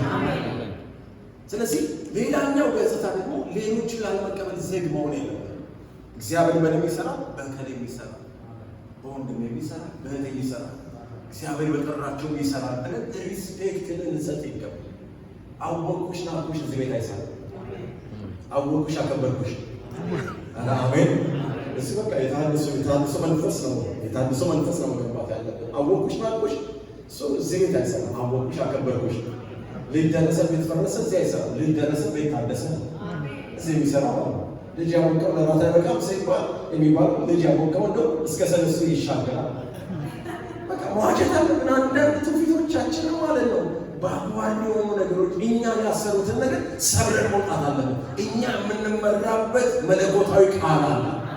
በአፍሪካዊ ሳቢም አይደለም፣ በሲቪላይዝድ ሶሳይቲም አይደለም። ከዛ በላይ ገበር የሚያደርገን ሰማይ የሆነ ሕያው የሆነ የሚሰራ የሆነ ሁለት አፍ ካለው ሰይፍ ይልቅ የተሳለ የሆነ መንፈስና ነፍስን ጅማትና ቅልጥምን የሚለይ የእግዚአብሔር ቃል ዛሬ ይሰበካል። ይሄ ቃል ምን ይመራል? ስለዚህ ባክዋርድ እንደሆነው እንደ አፍሪካ ሲቪላይዝድ እንደሆነው እንደ ዌስተርን አይደለም የሚል ሁለቱም አይመራም። የሚመራ የእግዚአብሔር ቃል። እዚህ ቃል ላይ ስንገባ ለሲቪላይዝድ ለሆነው ሶሳይቲ መልእክት አለ፣ ለአፍሪካኖች መልእክት አለ። ለሁሉም ይሄ ቃል በቂ እንደሆነና ስለዚህ ወገኖቼ እግዚአብሔር በእኔ ይሰራል ብላችሁ ደግሞ በወንድሞቻችሁ በእህቶቻችሁ ይሰራል ብላችሁ ሪስፔክት አለ። ጸጋን ማክበር ያስፈልጋል። የዛን ሰዓት ነው በመንፈስ ቅዱስ የሆነው የጸጋ ስጦታ እንደ አካል የሚንቀሳቀስ። አሜን ይሁን። ይህንን ልናገርና አመር ለማድረግ ይህንን ልናገርና ልጨርስ። አንድ ወቅት እነዚህ አምስጣቶች ቅድም እንዳልኳቸው ፉክክር ውስጥ ገቡዋል። ከሁላችን የሚበልጥ ማን የሚባለው ፉክክር ውስጥ ገቡና ይሄኛው ተነሳና እያንዳንድሽ ልክሽ ነው። እኔ ስሜ ራሱ ምንድን ነው? አውራ መላኩ እየወሰድኳቸው ያለ ዋና ማለት ነው። ምንም አጭር ነው ዋና ነው። ደግሞ እያንዳንድሽ ፍላት ላይ ኮንዶሚኒየም ላይ ስትኖሪ እኔ እኮ ፈንጠር ብዬ ዝግላው ስም ኖረው ለብቻው ነው የሚኖረው። አራቱ ትንሽ ላይ ይታይ ወጣ ይላል። ደግሞ ከሆነ ባለ እንግዲህ አራታችሁን ተች ማድረግ ይችላል። እዚሁ ማለት ክርስቶስ እያልኳል አራታችሁን መምታት ይችላል። እና የተሰጠኝን ስያሜ አውቃችሁ ልታከብሩኝ ይገባል። አሁን ለቦስ ዋና ነኝ። ኖ ልክ ነው። አውራ የተባልከው ነገር ተብላ ለምን እንደተባለ ግን አላውቅም አለች። ይችኛዋ ምንጣቶች አመልካች እነዚህ አፍሪካውያን አያከብሩም። ስፔሻል ኢትዮጵያ ሰው ሌባ ጣት ይሉኛል። እኔ አመልካች ጣት ነኝ ትላለች። እያንዳንዱ አንተን ሳይሆን አውራ ጣት የሚፈራው እኔ ነው። እኔ እኮ እንደዚህ ካልኩኝ ምን ተገኝቶብኝ ነው ብለው ሰዎች ይሽቆጠቆጣሉ፣ ይፈራሉ። እኔ ጣቴን እንደዚህ ከጠቆምኩኝና እኔ አመልካች ስለሆንኩኝ ስለማሳይ እኔ ነኝ ልክ ብላ ተናገረች። ይሄኛው ተነሳ። የመሀል ጣት ከሁላችሁ ረጅም የሆንኩኝ በዚህ ጋር ሁለት አጃከር በዚህ ጋር ሁለት አጃከር አድርጌ በመካከል ላይ የረገዝኩኝ ተለቅ ያልኩኝ እኔ ነኝ ብሎ ተናገረ። አይ ከሁላችሁ የምበልጠው እኔ ነኝ ብላ ደግሞ ቀለበቱ የታለ ቅድም ሊስት እንዳለ ነግሮ ነበር እንዳትሰናከሉብኝ። ሰው ሲወፍር ስለሚያወልቅ እንደዛ ነው። ሌላ ምንም ምክንያት የለም። አጭርና ግልጽ እና ባለቤቱ ጠቅላላ ያለውን ዲያመንድ ያለውን እንቁ ጠቅላላ አምጥቶ የሚያስቀምጥልኝ እኔ ደግሞ ክብሬ አደባባይ ሲጋባ ይታችኋል። እሷ ጣት ላይ ነው እና እኔ ነኝ የማወጣው። ይችኛዋ እኔ እንደናንተ እንዳልፎካከራችሁ ስሜ ራሱ ይገድበኛል። ትንሿ ጣት ግን አንድ ነገር በፍቅር በወቁልኛል። ሁላችንም ካልተባበረን እኮ እንጀራውን ጠቅለላ መብላት አንችልም። የስራ ጊዜ ሁላችንም እንሰራለን። ከታጠሩ በኋላ የራሳችንን ነገር ላይ ስንመጣ ነው መለያየቱ ስለሚገባው የሚሻለን መለያየቱ ሳይሆን አብሮ መስራቱ ነው ብላ አስተማሪዎቻቸው ይባላል። ዛሬም አንድ የሆነ ነገር ሲሆን እግዚአብሔር በኔ ምናምን ነገር ብለን ክብርን ከጌታ እንዳንሰርቅ። እግዚአብሔር በእኛ ሲሰራ ክብሩ ለሱ ይሁን። እግዚአብሔር በእናንተ ጸጋ ሲያሳልፍ ክብሩ ለሱ ይሁን። እጆቻችሁን ከፍ አድርጉና ክብሩ ለጌታ ይሁን በሉ። እግዚአብሔር በሰራባችሁ ነገር ክብሩ ለማን ይሁን? በእናንተ በተገለገለው ክብሩ ለማን ይሁን? በጥሪያችሁ በመግባት በመውጣታችሁ ቨርቹዋልም ፊዚካልም እግዚአብሔር በሰራው ክብሩ ለማን ይሁን? አረ አሜን። መልእክትን ጨርሻለሁ። ወደ ኋላ አትበሉ የሚል ሀሳብ ነው ተናገርኩት። ጌታን ከመከተል ወደ ኋላ አትበሉ። የሕይወታችን ጀማሪና ፈጻሚ እሱ ስለሆነ ጌታ ቸር ስለሆነ መልካም ስለሆነ ከጌታ ጋር ያላችሁ ህብረት ፌሎሺፕ ስትሮንግ ይሁን። ህብረታችሁን እያጠነከራችሁ የላላ ህብረት አትያዙ። ከጌታ ጋር ስትሮንግ የሆነ ነገር ከአገልግሎትም በላይ መጀመሪያ የሚቀድመው ስትሮንግ የሆነ ፌሎሺፕ ነው። ከእሱ ጋር እንዲኖሩና ለመስበክ እንዲልካቸው ነው የሚለው። መጀመሪያ መኖር ነው። ፍቅሩን፣ ሀሳቡ፣ ዓላማው በመካፈል ከጌታ ጋር ኢንቲሜት ሪሌሽንሽፕ ቢልድ አፕ ማድረግ ማሳደግ ካልቲቬት ማድረግ ያስፈልጋል። ስለዚህ ጌታን ከመከተል ወደ ኋላ ማለት የለብንም። ሁለተኛ ያነሳነው ምንድን ነበር? ከወንድሞች ህብረት ወደ ኋላ አትበል። ሶስተኛ ያነሳነው ጌታን ከማገልገል ወደ ኋላ አትበል። ተመሳሳይ መልእክት ይዘን እንሄድ ማለት ነው። ሶስት ነጥቦች አንስቻለሁ። የመጀመሪያው ምንድን ያለው? ጌታን ከመከተል ወደ ኋላ አትበሉ። ሁለተኛ ከወንድሞች ህብረት ወደ ኋላ አትበሉ። ሶስተኛ ጌታን ከማገልገል ወደ ኋላ አትበሉ። እነዚህ ሶስት ነገሮች ይዛችሁ ከሄዳችሁ እግዚአብሔር የሚያስገርም ነገር በሕይወታችሁ ይሰራል። አሜን አሜን። ለሆነው አሜን ይሁን። ዛሬ ጸጋችሁን መለየት ላቃታችሁም ሰዎች ይጸልያል። ጸጋም ተቀብላችሁ ቻሌንጂንግ ለበዛባችሁም ሰዎች እግዚአብሔር ዲቫይን ብሬክስሩ እንዲሰጣችሁ ጸልያል። አሜን። ጸጋችሁን ላዳፈናችሁ ሰዎች እግዚአብሔር እንደገና እንዲያንቀሳቅሰው ጸልያል። የመንፈስ መቀጣጠል ያቃታችሁ ያ እግዚአብሔር በልጅነታችሁ ወራት ከሌሊቱ 9 ሰዓት እየቀሰቀሰ ህልም እያሳየ ይንተከተክ የነበረ ያ የእግዚአብሔር መንፈስ የጸሎት ጉልበት በሌሊት በዝማሬ የሚቀሰቀሳችሁ እሱ ተቋርጦ ከሆነ እግዚአብሔር ቅድም ወንድማችን እንዳለው ታድሶ ዛሬ ያደርጋል። አሜን አሜን። ሪስቶሬሽን ይሆናል። እንደገና እግዚአብሔር ይሄንን ሻይን ያደርገዋል።